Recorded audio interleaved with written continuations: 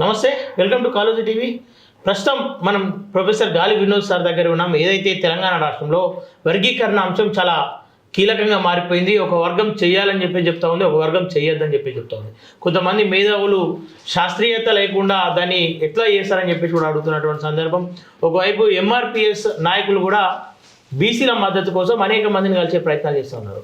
అయితే దానిపైన గతంలో కూడా క్రిమి లేయర్ను వ్యతిరేకించినటువంటి ప్రొఫెసర్ గాలి వినోద్ కుమార్ సార్ మనతో పాటు ఉన్నారు. ఒకసారి సార్తో మాట్లాడదాం. సార్ నమస్తే. నమస్తే అండి. సార్ చెప్పండి, ఇప్పుడు వర్గీకరణ చేసి తిరుగుతామని చెప్పేసి మాదిగలు అంటూ ఉన్నారు, లేదు అడ్డుకుంటామని చెప్పేసి మాలలు అంటూ ఉన్నారు. మీలాంటి అంటే ఒక ఏ సామాజిక వర్గం అయినప్పటికీ దాంట్లో తప్పిదాలు ఉన్నాయని చెప్పేసి మీరు అంటూ ఉన్నారు. ఇంకా అదే స్టాండ్ మీద ఉన్నారా సార్ మీరు? ఎస్, అదే స్టాండ్ నాది. ఎప్పుడైనా సరే ఒకటే స్టాండ్ ఉంటుంది. ఎప్పుడు మాలలైనా మాదిగలైనా మిగతా 57 కులాలు, మోస్ట్ బ్యాక్వర్డ్ కులాలైనా అంటరాని కులాలు, మేమంతా ఒకటే, వేరు కాదు. మా దాంట్లో ఒక 100 కోట్ల 1000 కోట్ల అధిపతి ఉన్న వాళ్ళైనా, లేదా మా దాంట్లో రాష్ట్రపతి అయిన వాళ్ళైనా, లేకపోతే ప్రొఫెసర్లు అయినా, డాక్టర్లు అయినా, ఏ స్థాయిలో ఉన్నా సరే వాళ్ళకి అంటరానితనం పోదు. సో కాబట్టి వాళ్ళు మాలైనా పోదు, మాదిగైనా పోదు, ఇంకో కులమైనా పోదు. కాబట్టి అంటరాని వాళ్ళే. సో అందుకే నేనేమంటానంటే, మాలలు మాదిగల్ని దోపిడీ చేసిండని, మాదిగలు మాలల్ని దోపిడీ చేసిండని చెప్పేసి ఏదైతే ముఖ్యంగా తెలంగాణలో సరే ఇవాళ ఆంధ్ర మాలలు, ఆంధ్ర మాదిగలు, ఆంధ్ర ఉపకులాలు దోపిడీ చేసినాయంటే నేను అంగీకరిస్తా. ఎందుకంటే ఈ ప్రాంతంలో మా వాళ్ళు ఎవరు మాలలు కానీ, మాదిగలు కానీ, ఉపకులాలు కానీ ఎవరు డెవలప్ అవ్వాలి, ఎవరు ఐఏఎస్ లేరు, ఐపీఎస్ లేరు. సో ఎందుకు లేరు అంటే కారణాలు వేరు. కారణాలు ఏంటంటే అక్కడ బ్రిటిష్ ఎడ్యుకేషన్ ఉంది, ఇక్కడ ఉర్దూ ఎడ్యుకేషన్ ఉంది. సో నిజాం పీరియడ్ ఉంది. సో కాబట్టి మా వాళ్ళంతా ముఖ్యంగా మాదిగలంతా ఇక్కడ తోల పరిశ్రమలలో పనిచేశారు. అక్కడ మాదిగలు మాత్రం ఏం చేశారు, అక్కడ క్రిస్టియన్ మిషనరీ ద్వారా ఇంగ్లీష్ మీడియం ఎడ్యుకేషన్ చదువుకొని అక్కడ వాళ్ళు కొంత అడ్వాన్స్ అయ్యారు. సో మాలలు అయినా అడ్వాన్స్ అయ్యారు, మాదిగలైన అడ్వాన్స్ అయ్యారు, ఇతర కులాలు కూడా అడ్వాన్స్ అయినాయి. సో కాబట్టి వాళ్ళు మాకంటే 100 ఏళ్ల ముందు వాళ్ళు ఎదిగిండ్రు, ఒక ఐఏఎస్లుగా, ఐపీఎస్లుగా, అన్న ఉన్నతమైన పొజిషన్స్. కాబట్టి ఎప్పుడైతే ఆంధ్రప్రదేశ్ ఏర్పడదో 56లో వాళ్ళు కూడా ఇక్కడికి వచ్చేసారు. మెడ్రాస్ నుండి ఎక్కడైతే మెద్రాస్లో ఉన్న వాళ్ళంతా కూడా ఆంధ్ర నుండి ఇక్కడికి వచ్చారు. వచ్చిన తర్వాత ఇక్కడున్న ఉద్యోగాలు ఏవైతే ఉన్నాయో ప్రధానంగా వాళ్ళే తీసుకున్నారు. ప్రధానంగా ఇవాళ తెలంగాణ రాష్ట్రం ఏర్పడడానికి కారణం ఏంది? ఆంధ్ర దోపిడీ, పాలకుల దోపిడీ. ఆంధ్ర పాలకుల దోపిడీతో పాటు ఉద్యోగాల దోపిడీ కూడా జరిగింది ఆంధ్రలోది. సో మాది కూడా ఆంధ్రలో, మా దళితులది కూడా ఆంధ్ర దళితులు కొట్టేసినారు. కాబట్టి కారణం అదైతే కృష్ణన్న గారు ఓన్లీ అంటే మాలల్ని టార్గెట్ చేయడము, అది కూడా ఏంది, ఆంధ్ర మాలలు కూడా ఇక్కడికి వచ్చి కూడా ఏదో వాళ్ళు దుబ్బేసిందని కాదు. పాలక సమాజం ఎవరైతే ఉన్నారో, ఎవరైతే పరిపాలకుడు ఉన్నాడో, ఆంధ్ర పరిపాలకుడే ఉన్నాడు. కాబట్టి ఆంధ్ర పరిపాలకుడికి వాళ్ళకే ఎక్కువ లబ్ధి చేకూర్చాడు, ఆంధ్ర దళితులకే లబ్ధి చేకూర్చాడు. సో ఇక్కడ ఇప్పుడు తెలంగాణ పాలకుడు ఉన్నాడు కాబట్టి, తెలంగాణ రాష్ట్రం వచ్చింది కాబట్టి తెలంగాణ వాళ్ళకు లబ్ధి చేకూర్చాలి. అంతేగాని తప్పు చేసింది పాలకుడు కానీ మాలలు కాదు, తప్పు చేసింది మాదిగలు కాదే. కాబట్టి మాదిగలు మాలలు తిట్టడం కానీ, మాలలు మాదిగలను తిట్టడం కానీ, లేదా ఇతర కులాలు తిట్టడం కానీ తప్పు. కానీ ఇక్కడ మాలలు దొబ్బి తిన్నారు అని చెప్పేసి స్వయంగా కృష్ణ మాదిగ అంటా ఉన్నాడు. దానిపైన మీ అభిప్రాయం? దానిపైన నా అభిప్రాయం ఖరాఖండిగా మాలలు అంటే ఎవరు? ఆంధ్ర మాలల, తెలంగాణ మాలల? ఓకే. ఇప్పుడు మీరు చూడండి, మన తెలంగాణ రాష్ట్రంలో ఇప్పుడు దానకిషోర్ ఉన్నారు, ఆయన చీఫ్ సెక్రటరీ హోదాలో ఉన్నారు. ఆయన ఎవరండి? ఆంధ్రమాల. రాహుల్ బొజ్జా ఉన్నాడు, ఎవరండి? ఆయన ఆంధ్రమాల. సో నీకు ఒక్కరు తెలంగాణ మాదిగలు కానీ, తెలంగాణ మాలలు చూపెట్టి, ఒక్కరిని చూపెట్టి, ఒక సింగిల్ ఐఏఎస్ ఆఫీసర్ని చూపెట్టి. ఎందుకు లేదండి? మన క్యాబినెట్ ఇది, తెలంగాణ క్యాబినెట్లో ఒక తెలంగాణ ఐఏఎస్ ఆఫీసర్ ఎందుకు లేడు? ఒకవేళ ఇక్కడికి వెళ్ళి మా వాళ్ళు ఎవరైనా అయితే ఆంధ్రలో ఉండాలి కదా, ఒక్కరిని చూపెట్టమనండి. మాకు ఎందుకు లేరు? కారణం ఏంటంటే అసలు మా వాళ్ళు లేరు కదా ఇక్కడ. లేనప్పుడు వాళ్ళు దొబ్బి తిన్నట్టు ఎట్లయితుంది? దొబ్బి తిన్నది ఆంధ్ర మాలలో అంటే నేను ఒప్పుకుంటా, దొబ్బి తిన్నది ఆంధ్ర మాదిగలంటే నేను ఒప్పుకుంటా, ఆ దొబ్బి తిన్నది ఆంధ్ర ఉపకులాలంటే ఒప్పుకుంటా. అంతేగాని దొబ్బి తిన్నది తెలంగాణ మాలాలంటే ఒప్పుకోను. అది కరెక్ట్ కాదంట నేను. ఎందుకంటే వాళ్ళు కానే కాదు కారణం. ఇంకోటి కూడా, ఇప్పుడు మాలలు దొబ్బి తిన్నారని అంటున్నారు కదా మా కృష్ణన్న, మరి మాల మాదిగలు మాయ దొబ్బి తిన్నారని 57 ఉపకులాలు అంటున్నాయి, మోస్ట్ బ్యాక్వర్డ్ ఎస్సీ కులాలు అంటున్నాయి. దాంట్లో మాదిగలు దొబ్బి తిన్నారు మాయ అని చెప్పేసి మా దాంట్లో ఉన్న డక్కల కులం అంటున్నది. సో మా దాంట్లో ఉన్న మా అనుబంధంగా ఉన్న 18 కులాలు అంటున్నాయి. మరి ఆ 18 కులాలు కూడా మాదిగలు మా దొబ్బి తిన్నారని అంటున్నారు. అట్లాంటి మనవాదులేనా? మాదిగలు దొబ్బి తిన్నట్టేనా లెక్క? అదే కదా ఇప్పుడు ఈ సూత్రం. అంతే కదా మరి. ఇప్పుడు మాదిగ నువ్వు మాలల్ని మనవాదులు అని దొబ్బి తిన్నారన్నప్పుడు ఖచ్చితంగా మాదిగల్లో ఉన్న అనుబంధ కులాలు 18 కులాలు ఉన్నాయి కదా, వాళ్ళందరూ కూడా వాళ్ళ మాదిగల మనవాదులు అంటున్నారు. మరి దాన్ని ఒప్పుకున్నప్పుడు దీన్ని కూడా ఒప్పుకోవాలి కదా. కాబట్టి ఎవరు మనవాదులు కాదు, ఇలా ఎవరు దొబ్బి తినలేదు. నా దృష్టిలో తెలంగాణలో మాదిగలు కానీ మాలలు కానీ మోస్ట్ బ్యాక్వర్డ్ ఎస్సీ కులాలు కానీ ఎవరు మనవాదులు కాదు. ఇది అంతా కూడా అక్కడైనా ఇక్కడైనా ప్రధానంగా పాలకుల తప్పు. పాలకులు ఎవరైతే ఉన్నారో వాళ్ళు దోపిడీదారులు, దోపిడీ కులాలు.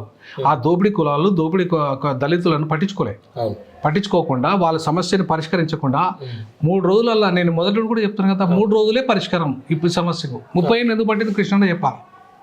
3 రోజులలో నేను నా సలహా మేరకు 3 రోజులలో పరిష్కారం అవుతుంది ఈ సమస్య. నేను మొదటి చెప్తాను, ఇప్పుడు కూడా చెప్తా, మన దగ్గర కాలేజీ ద్వారా కూడా చెప్తా. ఖాళీ 371Dలో అక్కడ కానీ ఇక్కడ కానీ దాన్ని క్యాబినెట్ కూర్చొని దాంట్లో ఈ విద్యా ఉద్యోగ రంగాల్లో వర్గీకరణ అంశాన్ని చేరుస్తూ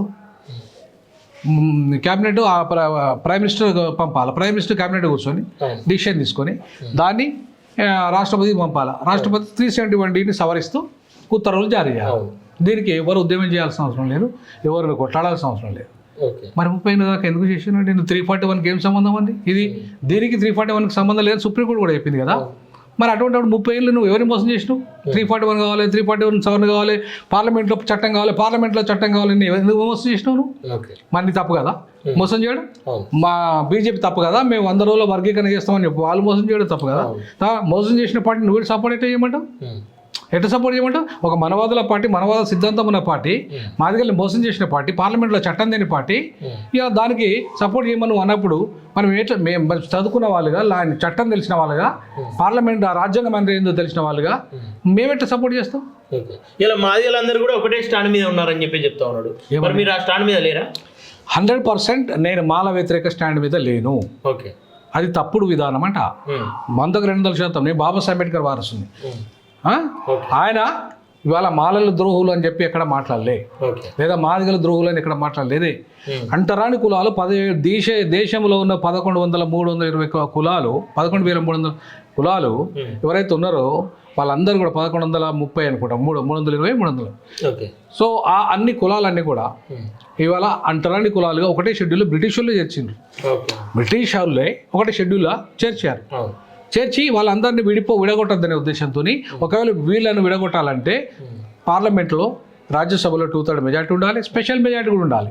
ఏది అసెంబ్లీ 50% అసెంబ్లీ, ఈ పార్లమెంటు రాజ్యసభ తీసుకున్న నిర్ణయాన్ని స్వాగతించి అసెంబ్లీ తీర్మానం చేయాలి. అది సాధ్యమయ్యే విషయం కాదు. బీజేపీకి 400 సీట్లు 500 సీట్లు వచ్చినా సాధ్యం కాదు. ఎందుకంటే 108 మంది ఎస్సీ ఎంపీలు ఉంటారు. దాంట్లో ఎవ్వరు కూడా 100 మంది వ్యతిరేకం, 8 మంది సపోర్టు. అది ఎక్కడైనా అవుతుందా? ఒకటి ఎన్డీఏ గవర్నమెంట్ అధికారంలోకి వచ్చినా, యూపీఏ గవర్నమెంట్ అధికారంలోకి వచ్చినా కాదు. ఎందుకంటే దాంట్లో 100 మంది వ్యతిరేకిస్తే ఎస్సీ ఎంపీలు ఎట్లా సాధ్యం అవుతుందండి? అది చట్టం, పార్లమెంట్లో చట్టం. కాబట్టి అది అయ్యే పని కాదు. అది కాదు కాబట్టి నేను మొదటి నుండి 2004 నుండి ఎప్పుడు వస్తున్నా అన్న, ఇది 341కి సంబంధం లేదు, పార్లమెంట్ చట్టంతో సంబంధం లేదు. ఇది రాష్ట్ర పరిధిలో రాష్ట్రాలు చేసుకునే అంశము. నువ్వు కూడా ఉమ్మడి ఆంధ్రప్రదేశ్ రిజర్వేషన్ వర్గీకరణ అన్నావు కానీ దేశ రిజర్వేషన్ వర్గీకరణ అనలేను, అవునా కదా? ఇది ఉమ్మడి ఆంధ్రప్రదేశ్ అంటే ఓన్లీ తెలంగాణ, ఆంధ్ర, అంతే కదా. ఇప్పుడు 2గా విడిపోయినాయి. ఈ 2 విడిపోయినా కూడా 371 కూడా అమల్లో ఇప్పటికి కూడా ఉంది. ఇప్పటికీ విభజన హామీలన్నీ కూడా దాని ద్వారానే పరిష్కారం అయినాయి. ఇది కూడా అయితే అవుతుంది. దీని వర్గీకరణ సమస్య కూడా దాని పరిష్కారం అవుతుంది. ఎవరి జనాభా ఏందో వారికి అంత వాటా, జిల్లాల వారీగా వాళ్ళకు వాళ్ళ జనాభా ప్రకారంగా ఇద్దాము. ఇక్కడ రెల్లీలు లేరు మా దగ్గర తెలంగాణలో, తర్వాత ఇంకో కులాలు లేవు, కొన్ని ఆది ఆంధ్ర లేరు, అక్కడ ఉన్నారు, అక్కడ వర్తిస్తుంది వాళ్ళకి, ఇక్కడికి వర్తిస్తుంది వాళ్ళు. కాబట్టి గతంలో ఉన్న రామచంద్రరావు కమిషన్ తప్పుడు రిపోర్ట్ అంటున్నా. ఎందుకంటే ఆంధ్రోళ్ళే బెనిఫిట్ అయినరు ఎక్కువ, దానివల్ల మా తెలంగాణలో కంటే మా తెలంగాణలో చాలా తక్కువ బెనిఫిట్ అయినరు. ఓకేనా? ఈ వాదం అంతా ఒక దిక్కు నడుస్తూ ఉంటే, మరోవైపు పిడమర్తిలో వచ్చి దీని రిజర్వేషన్ ఏదైతే మందకృష్ణ మాదే చేస్తూ ఉండో ఇది మొత్తం తప్పు, దీన్ని మేము వ్యతిరేకిస్తూ ఉన్నాం, మాకు 20% కావాలని చెప్పేసి మరో పోరాటం తీసుకురాబోతున్నా అని చెప్పి చెప్తా ఉన్నాడు. దాని పెరిగిన జనాభా ప్రకారంగా అయితే 25% రావాలి, 22% వాటా రావాలి. అంటే ఓన్లీ మాదిగలకు 20 అని కాదు నేను అనేది, మొత్తం ఓవరాల్ గా దళితులకు 22% జనాభా పెరిగింది. దాని ప్రకారంగా పెంచి ఇవాళ 12% మాదిగలు తీసుకోవచ్చు, తర్వాత 8% మాలలు తీసుకోవచ్చు, తర్వాత మిగతా వీళ్ళు 4%, 5% వీళ్ళు ఉన్నారు, ఎవరు ఉపకులాలు, వాళ్ళు తీసుకోవచ్చు. అట్లా కూడా తీసుకోవచ్చు. లేదా 10% మాదిగలు, 8% మాలలు, అంటే 18 అయితే 18, 19, 20, 21, 22, 4% వీళ్ళు, లేదంటే కనీసం 9% వీళ్ళు, 8%, 7% వీళ్ళు, మిగతా 5% వాళ్ళు. ఓకే సార్, ఇలా ఏదైతే వర్గీకరణ చివరి దశకు వచ్చిందని చెప్పేసి మిగతా కులాలను అటు బీసీలను కూడా కూడగట్టుకునే ప్రయత్నం చేస్తుంది ఎంఆర్పిఎస్. ఇలా మీ సామాజిక వర్గంలోనే మీ మేధావులను కలిసిపోయే ప్రయత్నం కావచ్చు, మాట్లాడే ప్రయత్నం ఏమైనా చేసిందా? నాకది చేయరు, నాకు చేయడు మందకృష్ణ. ఎందుకు చేయడు అంటే నేను వాస్తవాలు మాట్లాడదు కాబట్టి నాకు దగ్గర రాడు. నేను అబద్ధాలకు సపోర్ట్ చేయను కాబట్టి రాడు. నేను బాబాసాహెబ్ అంబేద్కర్ సిద్ధాంతానికి అనుకూలమైన వ్యక్తిని, మనవాదానికి వ్యతిరేకమైన వ్యక్తిని కాబట్టి నా దగ్గర రాడు. నేను అప్పుడే మొన్న ఆ రోజు చెప్పినా, నేను ఉస్మానియా యూనివర్సిటీలో క్లియర్గా చెప్పినా, నేను ఏంది ఎంఎస్పి అనేది ఒక పార్టీ పెట్టినామన్నా, మన పార్టీ నుండి బీజేపీతో పొత్తు పెట్టుకుందాం, బీజేపీకి సరెండర్ కావద్దు. ఓకే, మనం ఎంఎస్పి బిఎస్పి అధ్యక్షుడిగా మన ప్రవీణ్ అన్న ఉన్నాడు, నేను ఎంఎస్పి అధ్యక్షుడిగా నాకు అవకాశం ఇయ్యి, నేను రాజీనామా చేసిన కదా, నాకు అవకాశం ఇయ్యి. సో నేను ఎంఎస్పి అధ్యక్షునిగా ఉంటా. 10 ఎమ్మెల్యే సీట్లు, 2 ఎంపీ సీట్లు మాదిగలకు అడుగుదాం తెలంగాణలో. సో బీజేపీతోనే పొత్తు పెట్టుకుందాం, కానీ 10 ఎమ్మెల్యేలు, 2 ఎంపీ సీట్లు ఎంఎస్పీ పోటీ చేయాలి, మిగతా అన్ని బీజేపీ సపోర్ట్ చేద్దాం. సో కాబట్టి అక్కడ నీకు అన్ని చోట్లకే ఇచ్చుకో. ఇక 2 ఎంపీలలో నువ్వు వరంగల్, నేను వరంగల్. ఒకవేళ నువ్వు పోటీ చేయకపోతే నేను చేస్తాను. గతంలో నేను పోటీ చేసినా కదా, మళ్ళీ ఒకవేళ నువ్వు పోటీ చేయకపోతే నేను చేస్తాను అని చెప్పిన. దానికి ఆయన ఒప్పుకోకుండా కంప్లీట్గా బీజేపీ సరెండర్ చేయించాడు మాదిగల్ని. మరి సరే అట్లన్నా కూడా ఒక మాదిగా ఎమ్మెల్యే గెలిచిండా, ఒక మాదిగా ఎంపీ గెలిచిండా అంటే అట్లా లేదు. మరి ఏం లాభం? ఇప్పుడు నువ్వు బీజేపీని మద్దతు ఇస్తే నీకు ఒక మాదిగా ఎమ్మెల్యే గెలవపాయే, ఒక మాదిగా ఎంపీ గెలవపాయే బీజేపీ నుండి. మరి బీజేపీకి నీ సపోర్ట్, బీజేపీని నువ్వు సపోర్ట్ చేస్తే బీజేపీ గెలవాలి కదా. 8 ఎంపీలు గెలిచిందంటే నీ మాదిగల ఓట్లతోనే కాదు కదా, అది ఇతర కులాల ఓట్లు కూడా కాదున్నాయి కదా. నిజంగా నీ స్ట్రెంత్ ఎక్కడన్నా ఉంటే రిజర్వేషన్లో ఉండాలి. అందులో వర్ధనపేట నీ కాన్స్టిట్యున్సీ, నువ్వు పోటీ చేసిన కాన్స్టిట్యున్సీ, నువ్వు పుట్టిన కాన్స్టిట్యున్సీ, నేను పుట్టిన కాన్స్టిట్యున్సీ అదే. ఏది నేను ఎంపీగా పోటీ చేసిన కాన్స్టిట్యున్సీ కూడా అదే. ఒకవేళ ఆ రోజు మద్దతు తెలుపుంటే ఇలా వర్గీకరణకు మీరు మద్దతుగా ఉండేవారు సార్? 100% నేను బీజేపీకి ఆ రోజు మద్దతు తెలిపి వర్గీకరణ పార్లమెంట్లో చట్టం తెస్తే 200% బీజేపీకి సపోర్ట్ చేసే వాళ్ళం, 200%. దాంట్లో డౌటే లేదు. ఎందుకంటే మా వర్గానికి న్యాయం చేసింది అనే ఉద్దేశంతో మేము చేస్తాం. మాకు చేయనప్పుడు మేము ఎందుకు చేయాలి? ఇప్పుడు మా మాదిగలకు టికెట్లు ఏవైతేవి, పార్లమెంట్లో చట్టం ఏవైతేవి, నేనేంటే చేస్తాం. ఇప్పుడు నీకు సుప్రీంకోర్టుకి ఏం సంబంధం? నీ జడ్జిమెంట్కు సుప్రీంకోర్టు బీజేపీకి ఏం సంబంధం అంటాను? ఏమంటున్నా నేను అడుగుతున్నా ఇవాళ నరేంద్ర మోడీ గారు, మీరు చెప్పినట్టుగా ఒకవేళ చంద్రచూడ్ విని ఈ జడ్జిమెంట్ ఇస్తే అది రాంగ్ అవుతుంది, తప్పంట నేను. ఒక ప్రధానమంత్రి చెప్తే ఒక జడ్జిమెంట్ ఇస్తే అది రైట్ జడ్జిమెంట్ ఎట్లయితుంది? ఒకటి. రెండవది, ఎస్టీలు ఎవరు పిటిషన్ ఇచ్చారని ఎస్టీలను కూడా ఇంక్లూడ్ చేసిన వర్గీకరణలో అది కూడా తప్పే కదా. అంటే కొల్లుడు అయిపోయినావు కదా నువ్వు. అంటే చంద్రచూడ్ కొల్లుడు అయిపోయిండు, బీజేపీతో కొల్లుడు అయిపోయిండు, మందకృష్ణ కొల్లుడు అయిపోయిండు. కాబట్టి ఈ కొల్లుడైన వాళ్ళతోని అది కరెక్ట్ జడ్జిమెంట్ కాదు, అది కాన్స్టిట్యూషనల్ జడ్జిమెంట్ కాదు. కాన్స్టిట్యూషనల్ జడ్జిమెంట్ ఎట్లా ఉండాలంటే కొల్లుడు కాకుండా ఇవ్వాలి, బేసింగ్ ఆన్ కాన్స్టిట్యూషనల్ ఎవిడెన్స్ మీద ఇవ్వాలి, నమ్మకాల మీద, ఏదైతే హిందువుల నమ్మకం మీద నేను ఇస్తున్నా అని చెప్పి అయోధ్యలో ఇచ్చింది చంద్రచూడ్ వాళ్ళు. ఎంత తప్పుడు జడ్జిమెంట్స్ అండి అవన్నీ. సో ఇట్లాంటి తప్పుడు జడ్జిమెంట్స్ ఇచ్చిన జడ్జిలను సపోర్ట్ చేయాలా, ఇట్లాంటి తప్పుడు విధానాలు అవలంబించిన బీజేపీని సపోర్ట్ చేయాలా, ఇట్లాంటి మనవాద సిద్ధాంతాన్ని సపోర్ట్ చేసిన మందకృష్ణ సపోర్ట్ చేయాలా. కాబట్టి ఎట్టి పరిస్థితుల్లో నేను చేయను, కాబట్టి నా దగ్గర రాడు. ఓకే, ఇప్పుడు 1,00,000 డప్పులు 1000 గొంతులు అని చెప్పేసి ఒక కార్యక్రమాన్ని ముంగడ పెట్టుకోబోతూ ఉన్నారు. ఎవరైతే వర్గీకరణకు అడ్డం చెప్తారో వాళ్ళ సావు డప్పు కొడతాము. ఒకవేళ మద్దతుగా ఉంటారో వాళ్ళు, అంటే ఏదైతే ప్రభుత్వం ఇప్పుడు మద్దతు తెలుపుతుంది కదా, దాన్ని పూర్తి చేస్తే విజయోత్సవ డప్పు కొడతామని చెప్పేసి అంటారు. అసలు ఇలా మీరు కూడా వ్యతిరేకంగా ఉన్నారు కదా, మరి మీకు ఏమన్నా బెదిరించే ప్రయత్నం ఏమైనా చేసిరా? నాకు బెదిరించేది అప్పటి గతంలో నా మీద దాడులైనవి చేసిండ్రు, నేను వాటికి బెదిరలేదు, అదరలేదు. ఇప్పటికీ బెదిరేది లేదు, అదరేది లేదు. అర్థమైందా? నేను అంబేద్కర్ నిజమైన వారసుని, నేను ఎవరికి బెదిరను, అదరను. అర్థమైందా? రెండవది, ఇంకో విషయానికి వస్తే నేను దప్పులకు వ్యతిరేకం, దప్పు కొట్టడానికి పూర్తి వ్యతిరేకం. నా జాతులు ఇవాళ ఊర్లలో దప్పు కొట్టుకొని కింద పైసలు ఎత్తారు వాళ్ళు చచ్చిపోయిన శవాలకు. అవి వాళ్ళ నోటితో తీసుకోవాలి. నా జాతులు ఎందుకు చేయాలండి ఆ పని? అగ్రవర్ణాలకు బాపనోళ్ళను దప్పు వాళ్ళని కొట్టుకొని వాళ్ళ వాళ్ళని పూడ్చుకోమని చెప్పాలా? అర్థమైందా? మిగతా కులాలు, ఏ కులం కా కులం దప్పు కొట్టుకోర్రి, మీరు తీసుకుపోయి శవాలను పెట్టుకోర్రి. మేమేంది చేయాలి? మేము బాబాసాహెబ్ అంబేద్కర్ ఇచ్చిన రాజ్యాంగం ద్వారా దాని ద్వారా మేము ఇవాళ ఎదిగినాం. ఇవాళ ఎదిగినాము, ఉన్నత స్థితికి ఎదిగినాము, ఉన్నత అవకాశాలు పొందినాం, ఉన్నత విద్యలో ఉన్నాం, ఇవాళ ఉన్నత స్థితికి ఎదగగలిగినాం. బాబాసాహెబ్ అంబేద్కర్ మమ్మల్ని ఇవాళ నేను ఈ కొలంబియాను, ఈ లండన్ స్కూల్ ఆఫ్ ఎకనామిక్స్లో ఎక్కడైతే ఆయన చదివాడో, చదివిన దాంట్లో చదువులు చెప్పొచ్చిన, పరిశోధన పత్రాలు సమర్పించిన నేను. ఓకే. అంటే అంత పెద్ద స్థాయికి ఎదగలుగుతున్నాం మేము, ప్రపంచ దేశాలు తిరగలుగుతున్నాం. మరి మేము ఎందుకు తప్పు కొట్టాలి? ఓకే. ఇవాళ అక్కడెక్కడ ఊర్లో నిజామాబాద్ ఏరియాలో ఏదో జిల్లాలో ఆ పిల్లలు వచ్చి ఇక్కడ హైదరాబాద్ ఉద్యోగం చేసుకుంటా ఉంటే మీరు వచ్చి దప్పు కొడతారా సస్తారా అని చెప్పేసి వాళ్ళను బాగా ఇబ్బంది పెట్టారు. మనోహరాబాద్ కాదు. సో అంటే మేము ఇంకా దప్పు కొట్టుకుంటే బతకాలా? మేము బిచ్చగాలనే బతకాలా? మేము ఇంకా అయ్యా బాంచని, అయ్యా నీ దొర బాంచని కాల్మక్తా, మేము దప్పు బిచ్చగాలం మాదిగోళ్ళం, అయ్యా దప్పు కొట్టుకుని బతకటం అని బతకాలా? అరే మేము సూటు బూట్ వేసుకొని బాబాసాహెబ్ అంబేద్కర్ లాగా ప్రపంచాన్ని శాసించాలనుకుంటున్నాం, భారతదేశాన్ని శాసించాలనుకుంటున్నాం, పాలక సమాజాన్ని శాసించాలనుకుంటున్నాం. అంతేగాని మేము అడక తినే సమాజంగా మారాలనుకోవట్లేదు, ఆత్మగౌరవం చంపుకోవాలనుకోవట్లేదు. 100% దప్పులకు నేను వ్యతిరేకం. నువ్వు దప్పు కాదు పట్టాల్సింది మందకిష్టన్నా, ఈ రాజ్యాంగాన్ని పట్టమంటున్నా, ఈ రాజ్యాంగ ధర్మాన్ని పట్టమంటున్నా. రాజ్యాంగ ధర్మము, రాజ్యాంగము ఇవాళ ఒక ఓటు ఇచ్చింది నీకు, ఒక ఓటుకు అందరికీ సమానమైన విలువ ఇచ్చింది. ఆ విలువను కాపాడగలిగితే, ఆ విలువ తెలుసుకోగలిగిన రోజు ఖచ్చితంగా రాజ్యం మన చేతికి వస్తుంది. ఓకే. ఇలా పార్లమెంట్ సాక్షిగా అటు అమిత్ షా చేసిన వాక్యాలను ఇంతవరకు అంటే మాదిగా ఎంఆర్పిఎస్ ఎవరైతే ఉన్నారో ఏ ఒక్కరు కూడా దాన్ని ఖండించలేరు. దీన్ని ఏ రకంగా చూసుకోవచ్చు? 100కు 200% ఎంఆర్పిఎస్ మనువాద ధర్మాన్ని, మనుధర్మాన్ని, బానిసత్వానికి బలైపోతున్నది, మాదిగ జాతిని బలిపెడుతున్నదని నేను భావిస్తున్నా.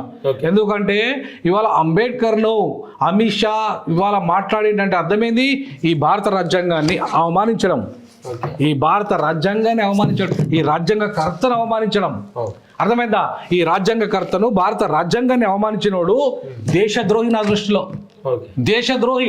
ఇవాళ ఒక రాజ్యాంగ నిర్మాతను నువ్వు అవమానించినావంటే అంటే మా దేవుడు అండి, నువ్వు రాముని 100 సార్లు 1000 సార్లు అనుకో, ఆర్యుడు ఆయన.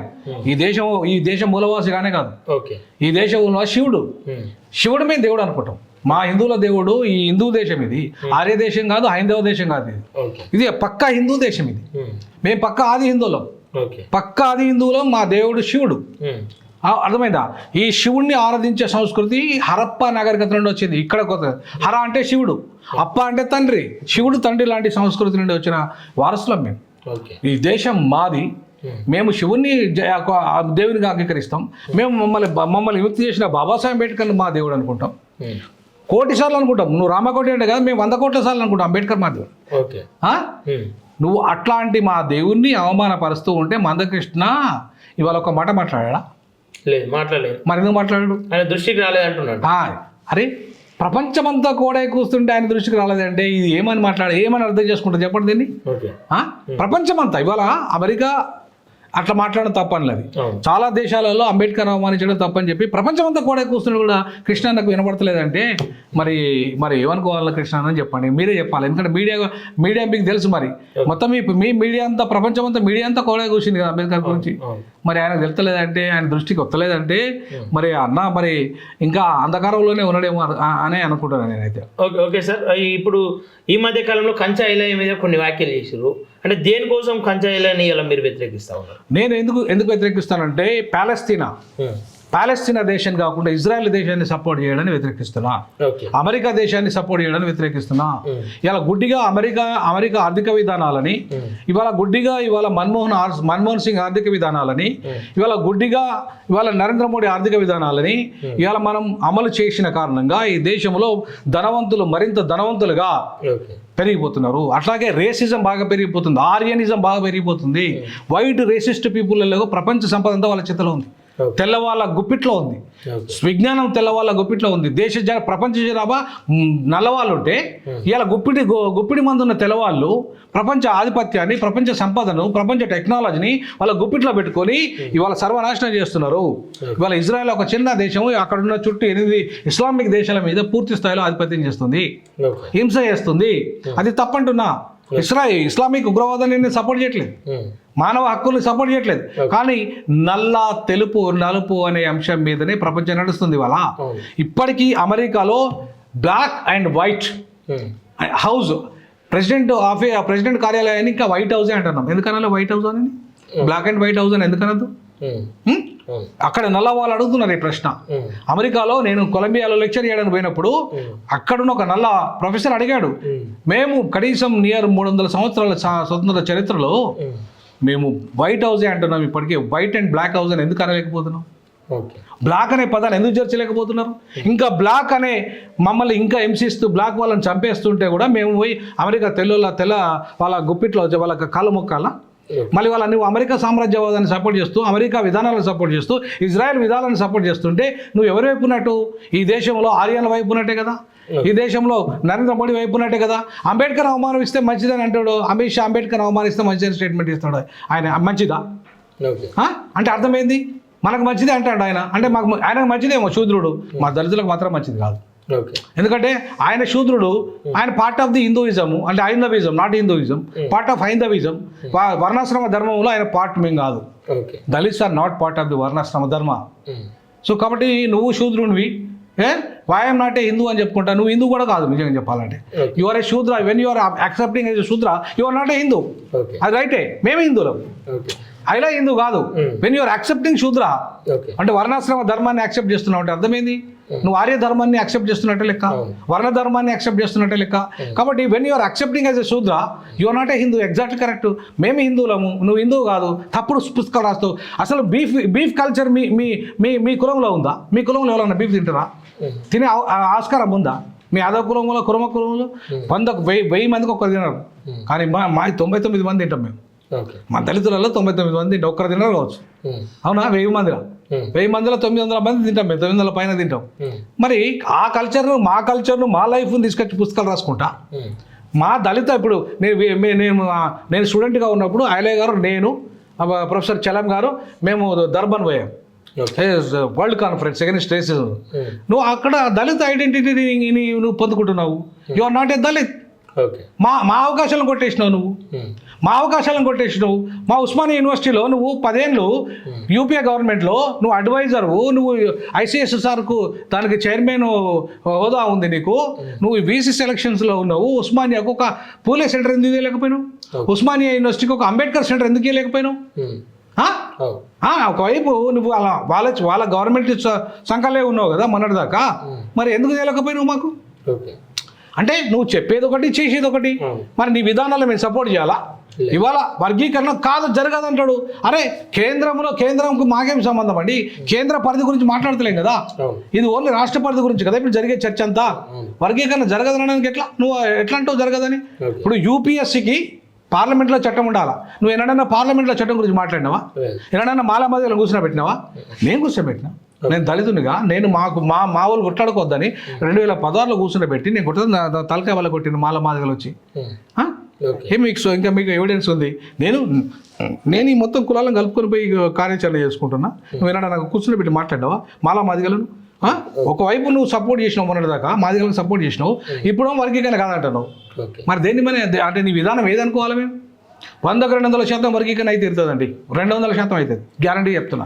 వర్గీకరణ అయితే తీరుతుంది, కానీ ఎట్లా అవుతుంది అంటే ఎవరికి నష్టం జరగని రీతిలో అవుతుంది. ఓకే, ఇప్పుడు మాదిగల కొట్లాటలో మీరు ఎవరికి మద్దతు ఉంటారు సార్?